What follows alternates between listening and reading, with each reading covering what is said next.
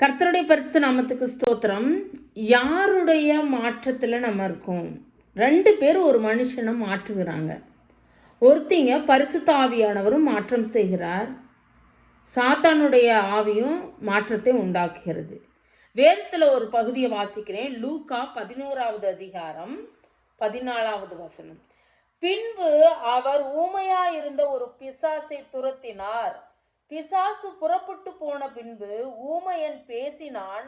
ஜனங்கள் ஆச்சரியப்பட்டார்கள். எப்படிப்பட்ட பிசாசா? ஊமையாயிருந்த ஒரு பிசாசு. ஊமையாயிருந்த ஒரு பிசாசு தான் பிடித்த மனிதனையும் ஊமையனாக மாற்றிருது. அதே போல இயேசு கிறிஸ்து என்ன செய்யறார்? தான் அநேக அற்புதங்களையும் அதிசயங்களையும் செய்து பிணியாளிகளை சுகமாக்குகிறார், பிசாசுகளை துரத்துறார். அதை போல தன்னுடைய சீசர்களும் அப்படியே செய்கிறவர்களாக அவர்களை மாற்றுகிறார். பாருங்க, லூக்கா 10வது அதிகாரம் 17வது வசனத்துல அவர்களுடைய சீசர்கள் சொல்லுகிற வாய்மொழியை கேட்கலாம். பின்பு அந்த 70 பேரும் சந்தோஷத்தோட திரும்பி வந்து, ஆண்டவரே, உம்முடைய நாமத்தினாலே பிசாசுகளும் எங்களுக்கு கீழ்ப்படுகிறது என்றார்கள். இது இயேசு கிறிஸ்து சொல்லல, அவர் நாமத்து நிமித்தம் ஊழியம் செய்த 70 பேர் சொல்கிற காரியம். உங்க நாமத்து நிமித்தம் நாங்கள் பிசாசுகளை துரத்துறோம், அதிசயங்களை செய்கிறோம் அப்படின்னு சொல்றாங்க. அப்ப ஆவியானவரும் இயேசு கிறிஸ்துவும் தன்னை போலவே மற்றவர்களையும் மாற்றுகிறார். நம்ம இன்றைக்கு யாரை போல மாறுகிறோம்?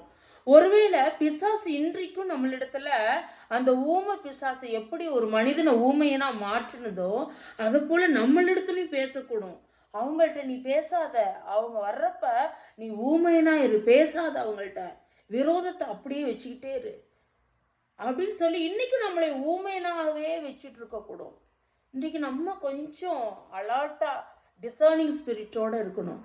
ஒருவேளை யார்கிட்டையாவது நம்ம பேசாம மன கசப்பு நிமித்தம் இருந்தோன்னா இந்த ஊமை பிசாசு நம்மள்கிட்ட கிரியை செய்து கொண்டு இருக்குது. அப்படி இல்லாதபடிக்கு இயேசு கிறிஸ்துவை போல அவரை போல நம்ம மாறணும். அநேக சிறைப்பட்டவர்களை விடுதலையாக்குறவர்களாய் நம்ம மாற்றப்பட வேண்டும். 2 பேர் நம்மளுக்குள்ள ஆளுகை செய்யறதுக்கு முயற்சி பண்றாங்க. ஒன்று சாத்தானும் ஆளுகை செய்ய முயற்சி பண்றான், இயேசு கிறிஸ்துவும் நம்ம இடத்துல ஆளுகை செய்ய முயற்சி பண்ணுகிறார். அந்த ஆவியானவருக்கு நம்மளை விட்டு கொடுத்து அவருடைய ஆளுகைக்குள்ள இருக்கிறப்ப அநேகருக்கு ஆசீர்வாதமாக நாம் மாற்றப்படுவோம். ஆமேன்.